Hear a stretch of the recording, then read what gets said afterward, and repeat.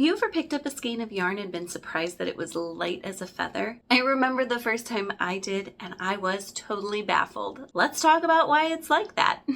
Hello, and welcome to Bla Bla Black Sheep, a weekly yarny podcast where I, Sarah Korth of SCK Handmade, answer your yarny questions. Welcome! Today I'm going to wear my poppy shawl. You guys, I love this one. The stripes are so fun, and that border is like kapow. I also love this because I purchased this yarn while I was on one of my getaways with my Crochet Miss friends, and so I have the memories of that trip along with this gorgeous shawl. I also really love the shape of this shawl because of that point in the center. It's super wearable as opposed to it being flat across the top. I find those a little chunky and hard to wear even when they're in fingering weight yarn. I am a short person and have therefore a short torso, and find that can be really bulky and overwhelming. So I think what I'm going to do to wear this today is I'm just going to gather up the top all the way down to the border here. I'm going to kind of pinch those. I'm going to kick it off to one side and then just kind of wrap. Let's see. Let's do this side up over my shoulder. And let's bring this side down to the front. I got it a little twisted there. Let's untwist it so that the border really shows. And then I'm just going to keep it kind of open and away from my neck because it's still kind of toasty here. We've cooled off a little bit, but I have a feeling there's no way we're in fall already. So it's definitely going to heat back up. The pattern is the poppy shawl. I will have links to the pattern on Ravelry and Etsy in the show notes below, as well as a link to the introduction video. I did an introduction video officially for my flossy shawl. I have a group of what I call sister shawls that all use a variation of this border, and so I kind of introduced them all together in that video. This gorgeous yarn is by Crochet, who is a yarn dyer in Chicago, so local-ish to me, and I've met her before. She's very lovely, and so a link to her shop will also be in the show notes below so that you can shop some gorgeous yarn. I was getting ahead of myself because I checked today, and this hot pink is still available. I might need some more of it. All right, let's dive right into our question. I was recently at a yarn shop squishing all the yarn when I picked up a skein of yarn that was shockingly lightweight. I looked and the label said it was worsted weight yarn. How can this be? Okay, so what they're talking about is not the thinness of the yarn, the weight category that we talked about last time, but the actual physical weight of the yarn. It reminds me, so I did this a few years ago and had the same experience that I was just like, how can this yarn like physically weigh like almost nothing? And I was just so confused. It reminds me of, I don't know if you're going to be able to relate to this, but have you ever been visiting a church and they pass an offering plate and you think it's heavy, and when you pick it up you almost like toss everything at the ceiling because it's like, I don't know, it looks like a real heavy, sturdy wooden offering plate, and they pass it to you and it just weighs like nothing. It's like it's made out of balsa wood or something, and so you almost throw it. That's how I feel about this kind of yarn, and I have a few skeins of it. Once I didn't purchase it that first time because I was so confused about what it even was that I couldn't wrap my brain around purchasing it. But now that I know what it is, every time I see it, I'm like, fun. So we'll talk about the yarn that I've purchased in just a minute, but let's talk about why this yarn is so lightweight. I did not figure this out immediately. When I figured out, or I guess learned, I'm not some like magician, when I learned why this yarn is so lightweight was when I got interested in spinning. Have I started spinning yarn yet? No, I have not.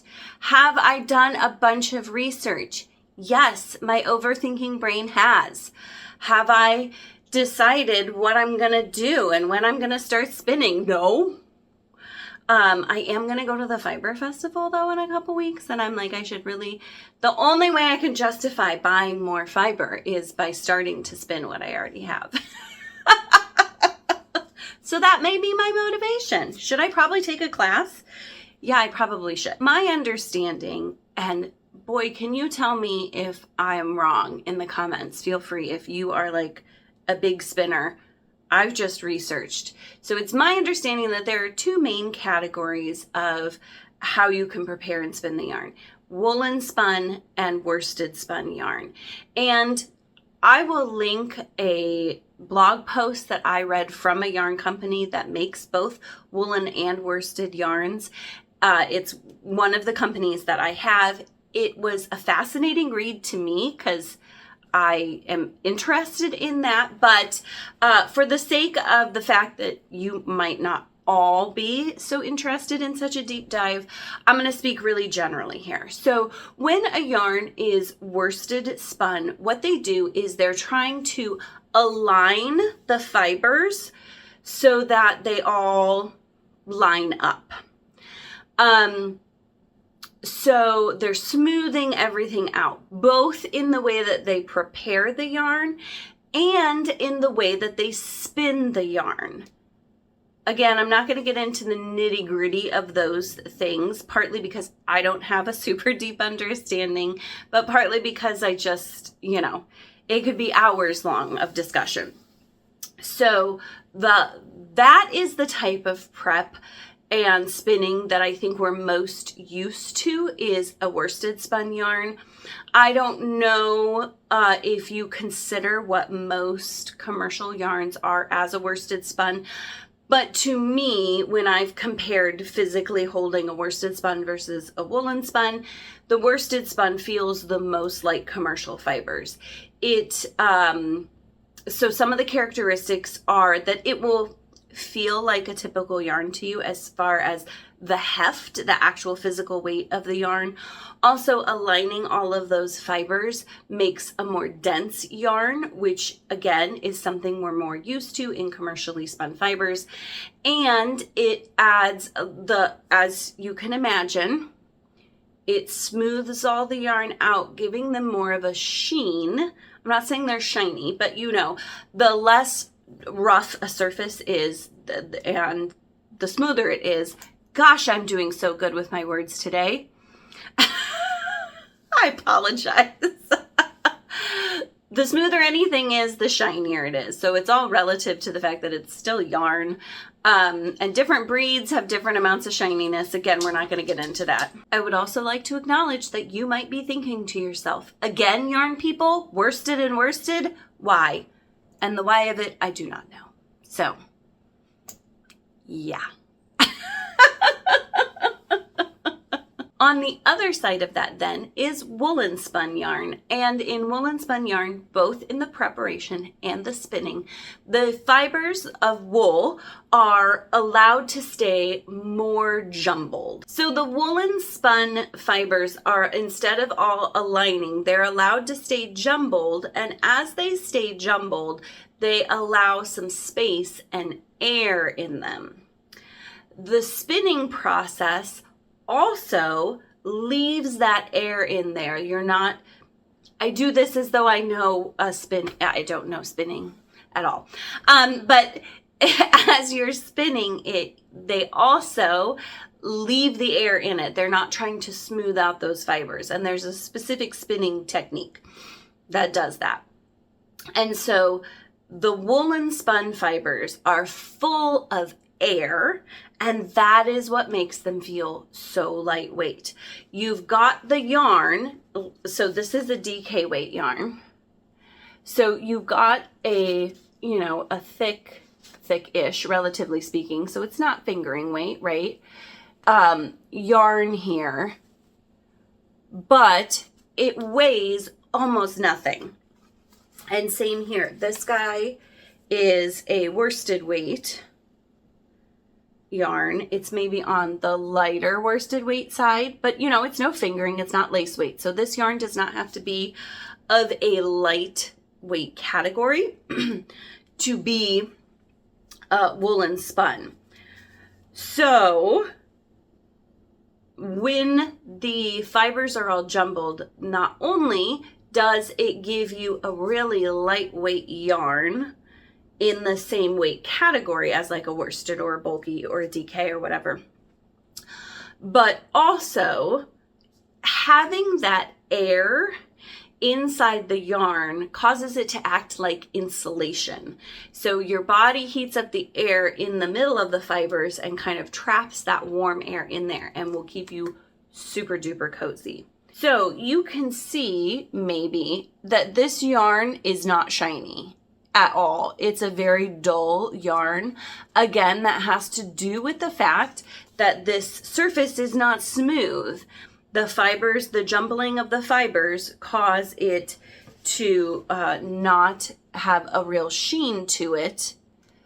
And so it looks more dull. To me, it looks more cozy, if that makes any sense. But then the other thing you need to keep in mind, not only is it great at insulating and super lightweight, but also because the fibers are not aligned in really straight order, these have a little more tooth to them. Now, tooth just means like a texture to the fiber. I don't find these scratchy, but as I experience more fibers, I'm starting to kind of decide for my own personal preference that there is a certain smoothness that I actually don't care for. There is such a thing as a too smooth. So I'm trying to think. Like even rubbing it against my neck there, I don't feel like it's scratchy. It's just not as smooth or slick maybe as another yarn. So woolen spun yarns are great for pieces that you want to be super warm and cozy, and for pieces that you want to be lightweight. So I'm thinking, I have some friends who, and even me, like you make a garment. I'm not a tall person, but I am a bigger person. You make a garment, that's a lot of yarn, and the weight of the yarn plays into the drape of the garment, right? So a lot of times is maybe an exaggeration. Sometimes you'll make a garment and you'll wear it and it'll stretch down and stretch and stretch and stretch because the weight of the garment, the weight of the yarn that is essentially hanging from your shoulders stretches the garment down.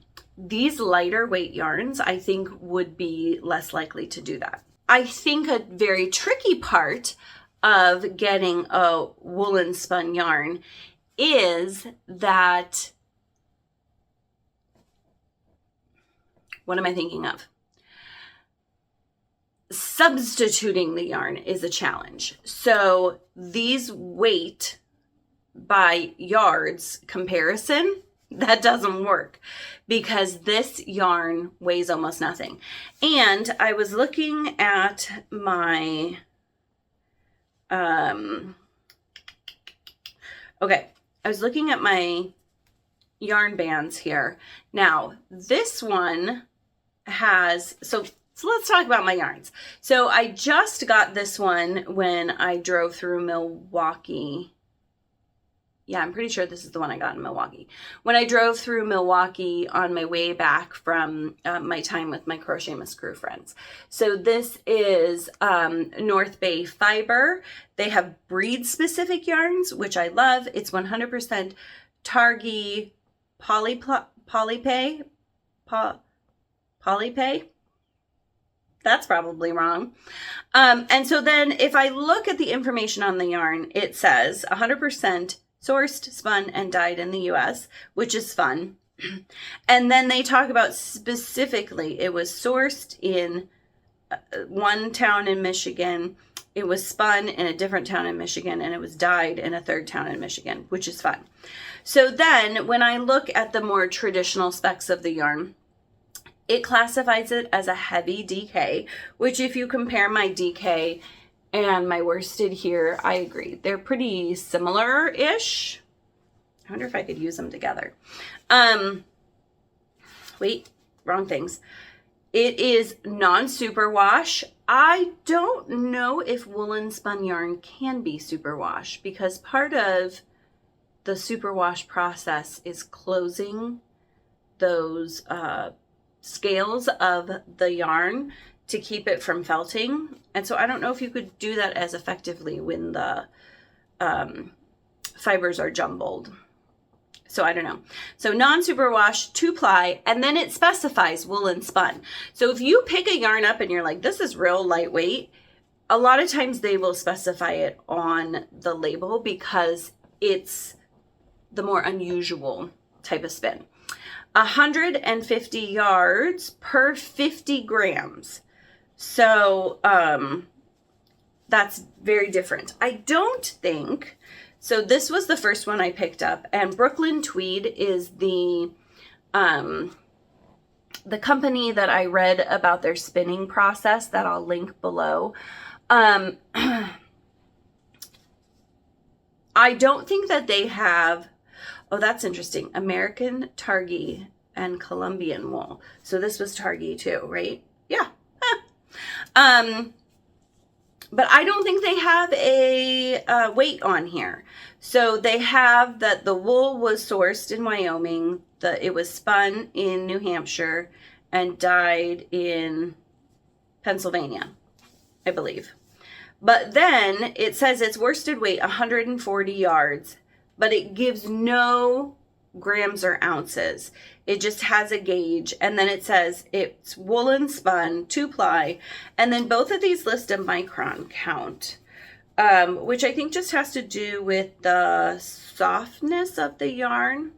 Should have looked that up beforehand. But I'm going to go out on a limb and say that's what it is. And it's between 23 and 24 microns, which makes a lot of sense if they're the same kind of wool. So there you go. I would love to know if you have tried a woolen spun yarn, what you thought of it. I'm getting into some color work with crochet, and I actually bought the Brooklyn Tweed, the shelter, in several colors, thinking I could do something color worky. So now that I'm kind of like getting into it, maybe I'll pull these out. This would be perfect for like a cowl in January when it's just so chilly. So there you go. Alrighty, let's talk small businesses. I have been sipping from my mug of coffee from an Earth Love by Dani mug. I love this one. I pulled it out this morning, and you guys, there was a fortune cookie inside. And not just a fortune cookie, but a bonus fortune cookie, because it had 2 fortunes. And one of them was really lovely, and the other one was like, meh. It said something about like, you'll spend joyous time with friends or something. And I was like, yes, please. And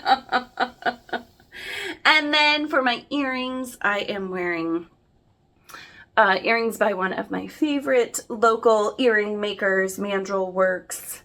And links to Mandrel Works and Earth Love by Dani will be down in the show notes below. So check them out. Wonderful, wonderful makers.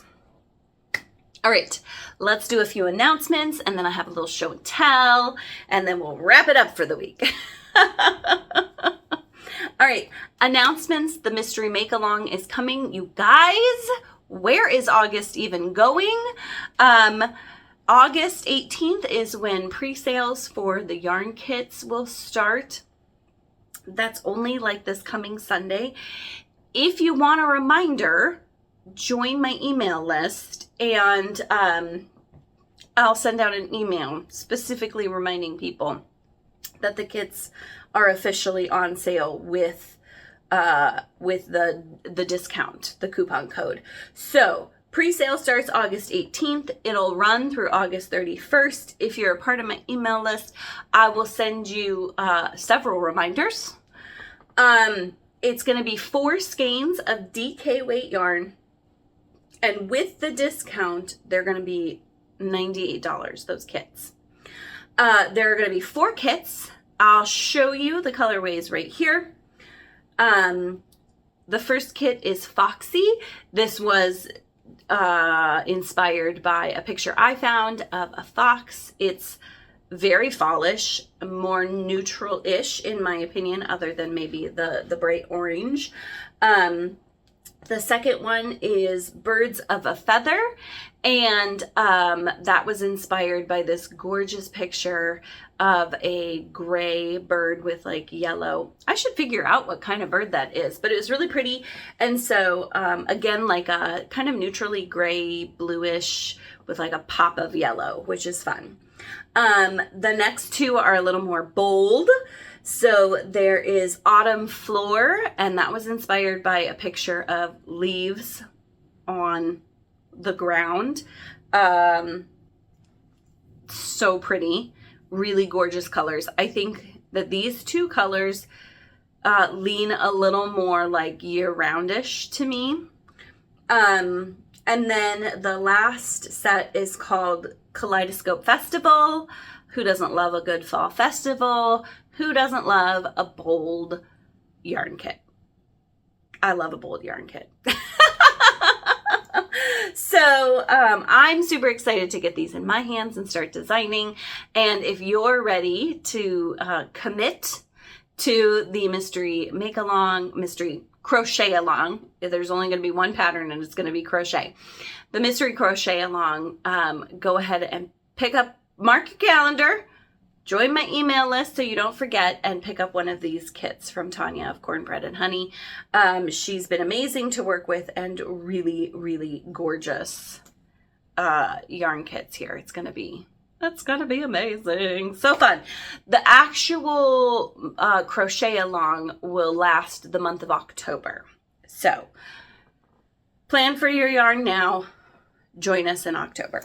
All right, so let's do a little show and tell. This weekend, my local yarn shop had a trunk show, and I did as I always do and like overthought it and deep dove into who the yarn dyers are and what their backstory is. These lovely ladies are from Milwaukee. They're a mother-daughter dyeing team, and I'll link to their website below so that you can purchase if you'd like to from them. Check out their yarn, read their story. So they did such a fun thing with the trunk show. My local yarn shop owner, Sarah, gave them some inspiration pictures of our local area, and then they dyed special Appleton colorways to go with the pictures that Sarah sent. So that was so much fun. So the yarn company is called Stitch Stuff Yarn. Learn about why they named it that in their little about page. And this is one of the colorways that was inspired by an Appleton location. It's called Blue Moon, and they've got this really pretty turquoise storefront, and they are all like local made Wisconsin stuff. And so these are DK weight. Do I have a plan for them? No. Am I obsessed with them? Yes. They'll probably become a shawl some point. Lovely, lovely. And then they also had some of their colorways just that they had, in stock. And so this is one of them. Oh, I should say, and I'll link below, these I assume are only available at my local yarn shop. So my local yarn shop does not have an online store component. But if you're like, I love those and need them in my life, I will leave the store email address and maybe their phone number too, if I can figure out what that is, down below, so that if you reach out to Sarah and you're like, hey, I saw the Appleton Yarns by Stitch Stuff Yarn on the Bla Bla Black Sheep podcast and I want some, if there's any left, she ships. So there you go. Long story long. I got another colorway. This is a sport weight, which I feel good about because I need more sport weight and DK in my life. This is gorgeous. Both of these are 100% superwash merino. This is called One Hit Wonder, and I'm really loving this. This may become one of the vacation shawls for next year. I can't decide though. Would this be ocean or would this be mountain? You tell me. What do you think? But they're both squishy and gorgeous, so I was so excited about that. And now I need to like not buy yarn for a while. Likely to happen? Not really. All right. So the last like little show and telly thing here. Last week I showed you my ice dyed shirt that ended up having a bunch of demons on it. I really was powering through to get a project done this last week. Well, the end of last week, and my hands are so sore from doing that. And then I did some yard work, which I should not have. I was hand edging the side of my lawn. Ow. So then this weekend I was like, I really need to like pump the brakes on actual crocheting and let my hands just relax a little bit. So I had started a craft with the little one, and he had done it essentially by himself. And I had purchased a shirt for myself to do it, but then my nephew came, and then we went to Iowa, and then and so this weekend I was like, I'm gonna do it. So what you do is you take a shirt and Sharpies and 90% isopropyl alcohol. I was like, can you even buy that at Target? Yes, you can. You take those three things and then you make a mess, is essentially. I had it like all up my arm, all my fingertips were dyed. So prepare for messiness. I took a big box from like a shipping box and laid it over my table, like just flattened it out. So 2 layers just to make sure I didn't get any of the permanent marker on my table. And then I started trying to stay on one of those plastic kitty placemats that we had from when the boys were little. It ended up not fully working. So what you do is you color the shirt in whatever design you want with the Sharpies. And then I've seen it done several ways. What did we start with? We started with spraying. The little one's shirts ended up kind of being an experiment. First, I only had 70% isopropyl alcohol. The 90% makes a big difference. And then we were like, spritzy, spritzy, spritzy. And then I was like, no, it needs more. So we got a pipette. My husband is a scientist. We have some plastic pipettes.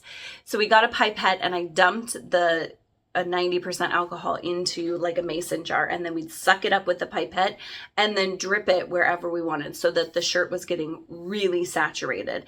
And that as the isopropyl alcohol moves through the Sharpies, it bleeds the colors, making it look tie-dyed. It was so much fun. You need to think a little bit about color theory because, you know, certain colors or too many colors make brown. And the colors won't be exactly, like you got to be a little like, it is what it is kind of situation. Because, you know, they don't end up exactly like what you think they will. So I did one side of my shirt and it looked like this.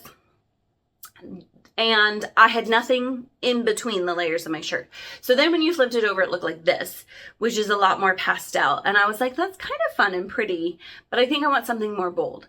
So I went back after the shirt had totally dried. I mowed the yard and edged the yard and then came back to do more.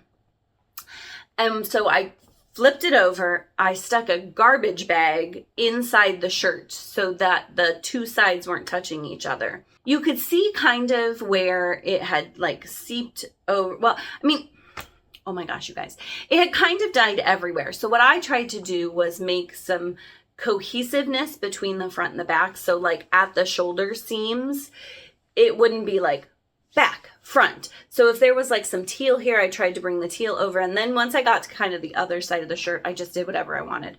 But like at the shoulders, mostly, and the sides of the shirt. I just tried to keep it kind of cohesive. And so I did the whole process completely over again to the front of the shirt. And this is what it looked like. And I was so pleased with it. It was gorgeousness. I love a bold color. But then I realized, like, you have to wear this. And yarn dyers are going to be like, duh. You have to rinse out the excess dye. You have to rinse it out or it'll bleed. It would, it would have bled all over me and my undergarments and my pants and all the things. So I rinsed it in the sink and I was like, not a lot of the dye came out. I was very pleased. So then I did some searching to see, like, how can I set this dye? Because I want as much of the dye to stay as possible. And so what I did was I soaked it in vinegar for 30 minutes. And then I squeezed it out and I washed it. And more of the dye bled in the vinegar bath. And then in the washing, a lot more of it bled and washed out. So I really like it, but it is not as bold as it was before. So this is my shirt. Isn't it fun? Because I was very meticulously placing the colors, I also tried to make sure that, like, I didn't do anything weird across my chest. And then there were no demon faces. And then this is the back. So different, but similar. I did kind of use different kind of techniques on the front and the back. I will say I found that the sooner you get the alcohol on the shirt, like when your Sharpie ink is still wet, the better it bleeds. And then it just takes some time. Like, you drip it on, let it be, and keep, so I would start up here and I do this and I drip on and then I go further down and around and kind of like drip with the alcohol and continue forth and drip with the alcohol and continue. It was a process. So I had so much fun with that I was like, what else do I have that I can do? And so I found one of my inserts from making my Wayland bags and my beginner Tunisian bags. And I was like, I'm going to do that. And so I did. So I have this guy, which is lots of fun. And now I'm like, I should crochet a lacy cover to go over the top of this so that you could see these colors through it. I don't know. We'll see. Fun. So there you go. If you have questions about the Sharpie tie-dyeing, let me know. I still want to actually tie-dye, but we found out that my mother-in-law got exposed to COVID. So we're spending some time apart so that we don't get exposed to COVID. So we'll see about when tie-dyeing actually happens. So there you go. Thank you so much for joining me this week. I hope you enjoyed learning about woolen spun versus worsted spun yarn and seeing my crazy tie-dye-ness. Check out the show notes for links to everything. I try really hard to make sure that I have a link to all the things so that you don't have to go hunt them down. Because heavens knows I probably pronounced things wrong. I hope you have an amazing week. We'll see you back here next week. Don't forget to sign up for my email so that you don't miss out on the kits going on sale. Thank you again for watching and happy crafting.